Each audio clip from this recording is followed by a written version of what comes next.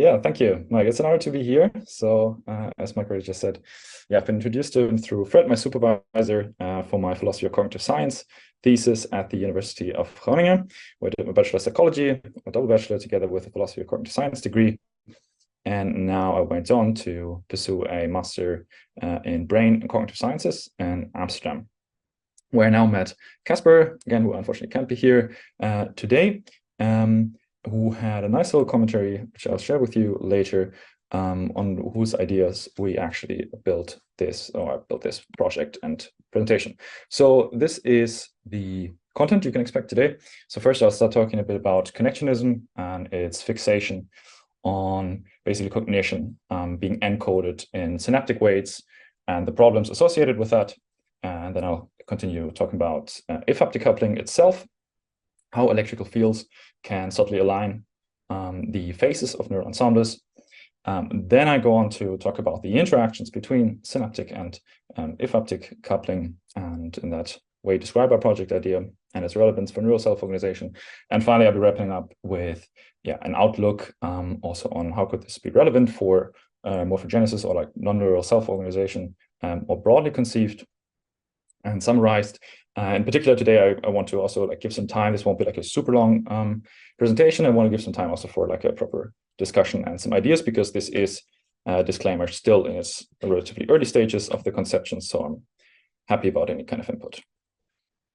So first off, connectionism, I think you will all be relatively familiar with that. I still go over it briefly.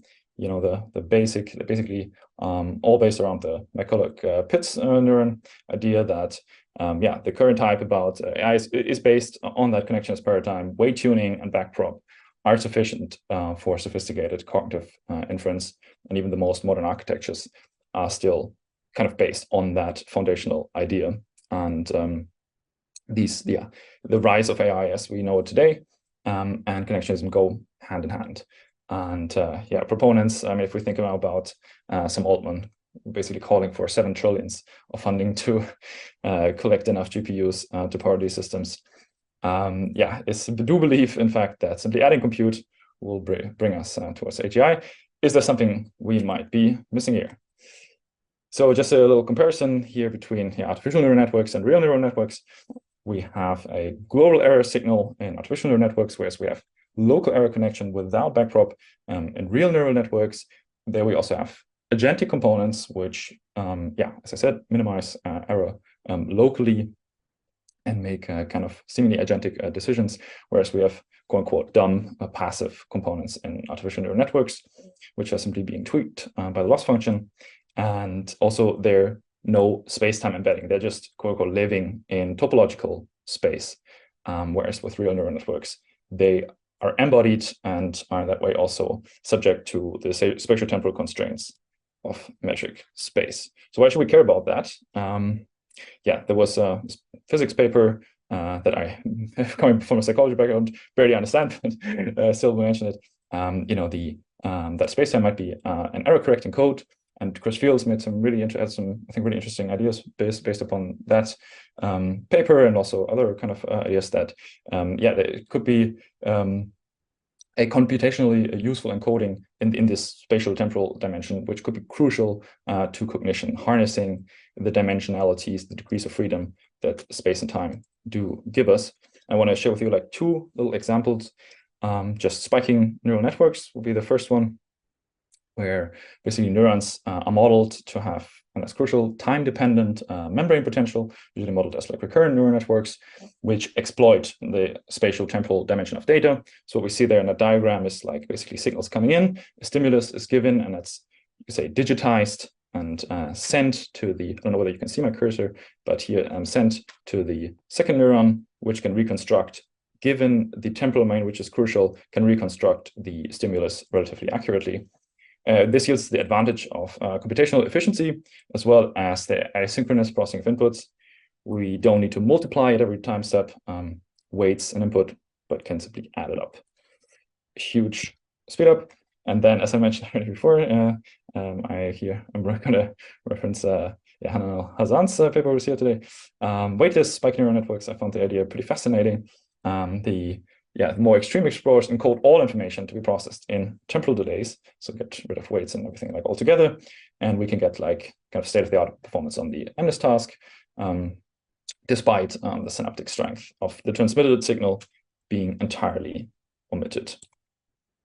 So yeah, the synaptic encoding metaphor is probably problematic. Like why? We mentioned what the role of, I think, metaphors in general here is like in the past we used to think of AI in the light of the brain, and now AI and the synaptic weight encoding I was talking about constrains our conception potentially of the brain. So if we actually though look at what is happening in the brain, is that we do have a high degree of synaptic overturn while maintaining an overall macroscopic pattern. So on the left-hand side, you see a mouse navigating through a maze. And over days, the representations do drift basically across neurons while the macroscopic pattern is maintained. So how could ephaptic coupling be relevant here? I'll be coming back to that in a second. But first, I want to tell you a bit more about ephaptic coupling itself. So in that context, it just means like coupling through neurons, coupling off neurons that is field mediated. So when a neuron somewhat depolarizes, it creates a electromagnetic fields around it, and which travels at roughly around like 0.1 meters per second due to the resistivity of the extracellular fluid. And that even when synaptic communication is abolished, as we can see, there's barely any difference. So yeah, also keep in mind now that the endogenous field strength of firing depolarizing neuron is about 5 millivolts per millimeter.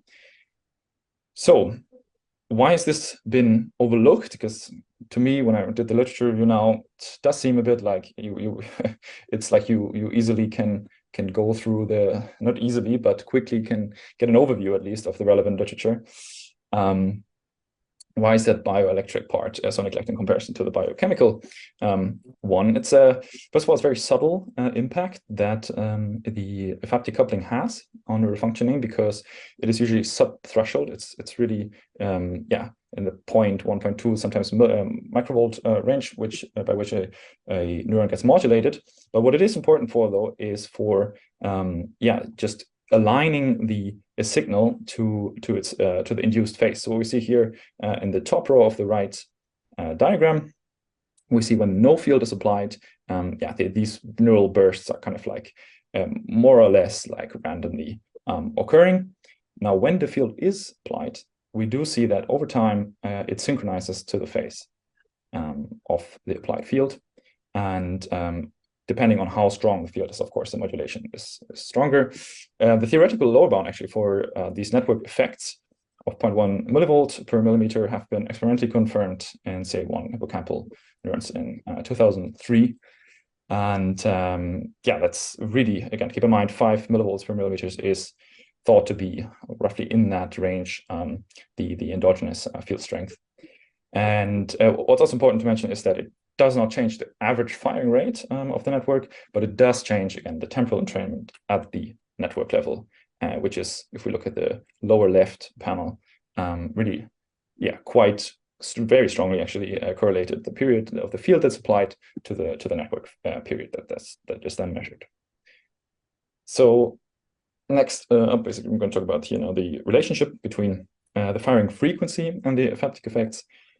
So what is to be said is that the higher the frequency, generally speaking, the lower the kind of spatial extent of the coupling is, and the lower the depolarization of the neighbors. We can see that here in the top right hand corner, where with increasing frequency on the x-axis, we do see a smaller modulation, but still non-zero, even at like 100 hertz of the memory potential. And in that way, gamma band, and that will become relevant later. Why am I talking about gamma band? Ephaptic coupling can have. Sorry, does someone have a question? Or because I just heard something.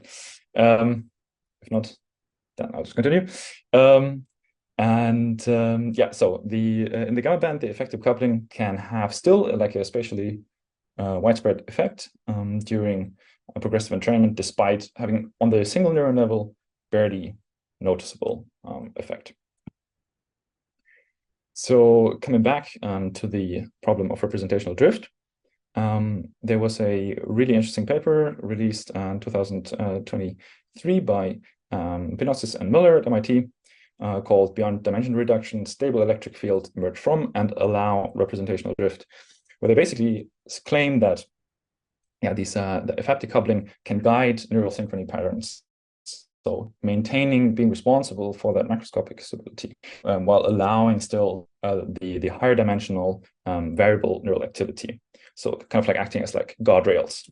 And that was kind of like an open question, how it seems to be the circular effect of neural activity producing electric fields, which in turn has a feedback effect on neural activity itself, and so on. So if we look here at this paper here from Anastasio from 2011, they kind of now shifting a bit to like how do they interact. They kind of get to where we're going to go now with our project here is, so what they say basically is that the electric fields can change the correlations in spiking between two synaptically connected neurons, and which can through Hebbian plasticity can affect the synaptic strength and have an indirect impact on synaptic functioning. So that brings us to the question, how do synaptically mediated axonal signals and ephaptic signals interact to shape spatiotemporal self-organization in neural ensembles? Quite a long question. So 1 second, I'll just give you a second. So that brings us to the project proposal. So let me just explain what you see there on the right-hand side. So in the center, it's just like a sketch visualization. In the center, you have to imagine like a neuron sending out a signal. And now we have signals traveling at different speeds. So we have the ephaptic signal in red, traveling at 0.1 meters per second roughly, diffusing through extracellular space. And then we have the axonal signal. Right now it's circular, of course, it would be in reality more directed in one direction, but that's not the point. And then you see basically two action potentials. So one is released now, and now comes the second and crosses where the blue signal, the fast signal, kind of catches up to the slow diffusing red signal at a certain distance. And if the firing frequency of that neuron is stable, we should expect that distance to remain stable and see some kind of amplification effect at that distance. So that is the kind of like the core idea. What is a bit more like background reasoning kind of behind it is, again, we have different kinds of speeds. These coinciding signals amplify at that distance. So if you now overlay these like wavelet functions, that's here from the paper from Cosper Hesp, on the right-hand side, which are just slightly altered, is you have the source now in the middle, in the left plot. You have the source emitting the signal in the middle, and you have an exponentially decaying, so very localized ephaptic signal, which at a certain distance, again, given the firing frequency, at a certain distance, correlates or coincides with the axonal signal. And if you now do the extra step of placing additional sources across the ring, which could maximize bidirectional synchrony, which is kind of like imperative for neurons in order to synchronizing kind of network, you would get this kind of hexagonal like pattern, which seems pretty familiar from cortical, from what we know about cortical computations. Important thing is though that there's a minimal frequency required for the for a given ephaptic decay length, which is like in the low gamma band. That the ephaptic signal didn't yet decay when the next axonal signal is kind of sent out. So it needs to be fast firing enough. One clarification question. The spiking signal is only passing through the synapse and the axons, but the ephaptic signal is not really limited to that medium, right? Exactly. So it's spread all over the place. Yeah, exactly. It's uniformly spreading. It's of course, and that's one of the questions I'll come to a bit later, is also there is some like cross branches, dendritic branches, and so on. There's a kind of like a diffusion effect. It's not quite as simple, but it's more uniformly spreading in a circular kind of manner throughout space. That's why I said like this animation here was a bit misleading, because the blue signal should be directed, and here it looks like it's uniformly spreading through space, but that of course doesn't accord with what we know about how axons function. But yeah, good question, thank you. Yes, so that brings us back to kind of like what was the inspiration also for that commentary of Kasper's, or was the original kind of paper that he talked about. That was basically concerned with the question, how are cortical patterns forming and cortical patches forming in the absence of external input prenatally, so during embryogenesis. There must be some kind of biases that allow for cortical columns and so on already to emerge, for this like ultra small world structure to already emerge when there is not yet any external input for these patterns to become attuned to. And yeah, so there's this imperative for neurons to minimize their energy consumption while maximizing the synchrony, to basically becoming part in say, first instance, inferring that they're part of an ensemble that is synchronized. And yes, I said already, that's equivalent to like free energy minimization, as the authors point out in that paper. So on the top right, you see kind of different instantiations of like axon of two different kind of cell types. So they simplify it a whole lot.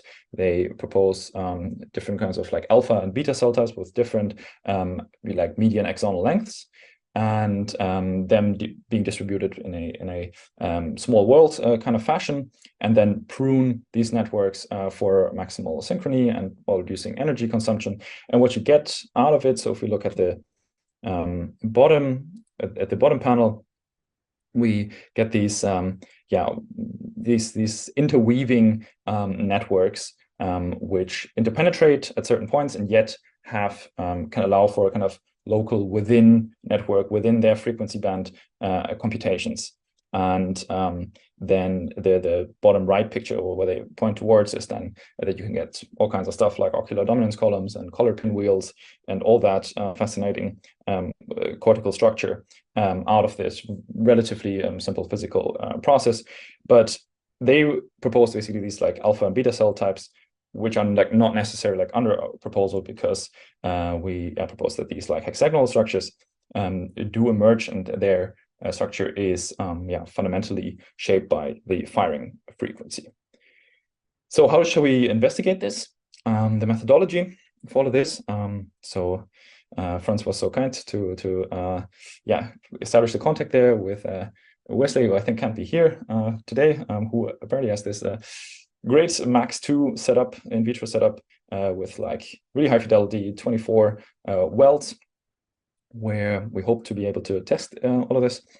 So the idea is then to experimentally target like a centrally positioned neuron in like half the wells, and use others kind of as control, and then have just used like some on the right hand side data, which is not, the data is not really relevant. I just superimposed this kind of pattern to give you an idea of like, okay, if we now in the center stimulate at a certain frequency that's predetermined a neuron, we should expect these biases to influence how these networks form, what kind of where do we see synchrony, where do we expect to find an effect of the anti-correlations basically of these signals, and make some predictions there about the entrainment of these networks, and in the long run also the long-term potentiation and the dendritic growth.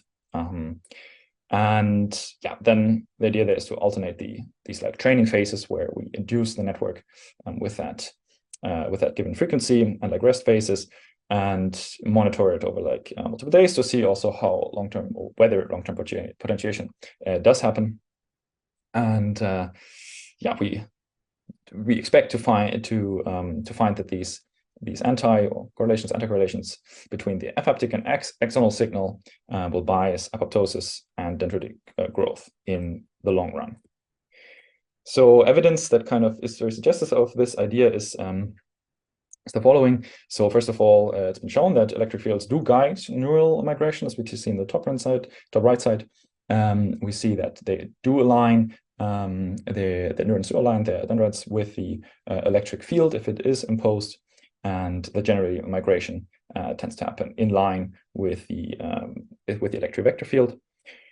And yeah, then also an important little piece of the puzzle is that the likelihood of survival for in vitro neurons populations is like linearly associated with the firing frequency. That's the bottom right panel there, that the percentage of active cells in a neural population was predictive of how many would survive 3 days later in a cell culture.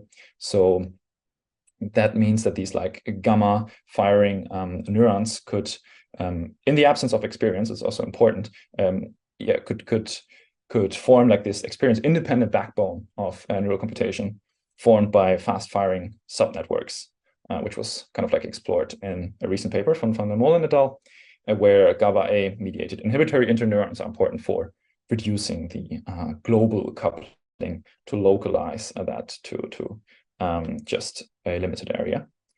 And how is this all relevant for maybe? Yeah. Sorry, I have a question. About the likelihood of the survival, the population associated with the firing frequency. Is this like neuron also grown on the electrodes, on the Maxwell plates, or on a normal dish? Exactly. It's exactly that same system that they're using. Okay, thank you. Yeah, of course. And yeah, then finally, the relevance for morphogenetic self-organization. Again, I'm not an expert in this, and yet I feel like there's something to be said about this. So yeah, first of all, also mainly through like, or majorly through Mike's work as well, it really has become clear that electric gradients do guide pattern formation. If you look at planarians and all these other examples that you all will be pretty familiar with, they do guide, yeah, the morphogenetic growth of various beings. And also, what are some other like relevant like examples? So the bidirectional synchrony could be relevant for, as an example, the successful balancing of wind and the bone morphogenetic protein during neurulation in order to close the neural tube successfully. If that is disrupted in some kind of way, as we see it on the right-hand side, the neural tube doesn't close properly. And on the very right, you see just the example of the clogged wavefront model of somatogenesis, which is really crucial also during embryogenesis to have proper segmentation of the somites, where we have also a slow signal and a fast signal basically interacting to yield morphogenetic outcomes. And that brings us now finally to the open questions and like challenges in all of this, like to what extent do we find like similar mechanisms, like basically one source sending out a slower and a faster signal simultaneously that interact with other sources like around them, which rely on the same kind of mechanisms to potentially terminate morphogenetic growth, for example, or are in other ways relevant for developmental biology? How can we transcend that to non-neural cells? That'd be really curious also to hear your group's input there on this. And then another challenge is like the inhomogeneity of neurons that I kind of alluded to already a bit before. So what role does this like inhomogeneous morphology of neurons play in signal transmission?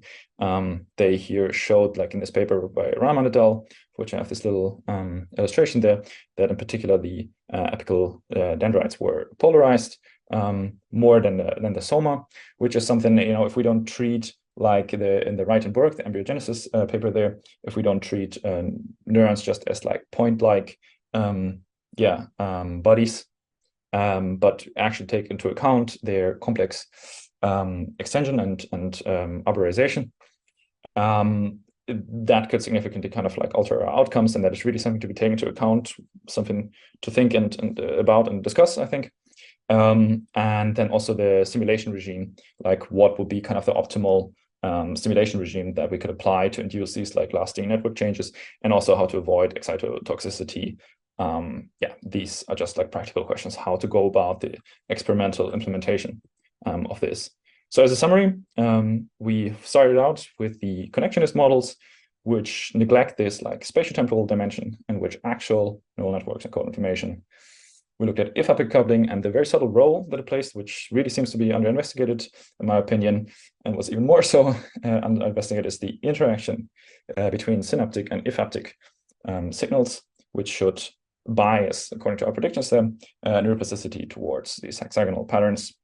And yeah, maybe these, hopefully, this proposed in vitro experiment could also be relevant in like shining some light on yeah, sufficiently similar processes, yeah, where signal synergy is basically relevant, coinciding signals are relevant for morphogenesis.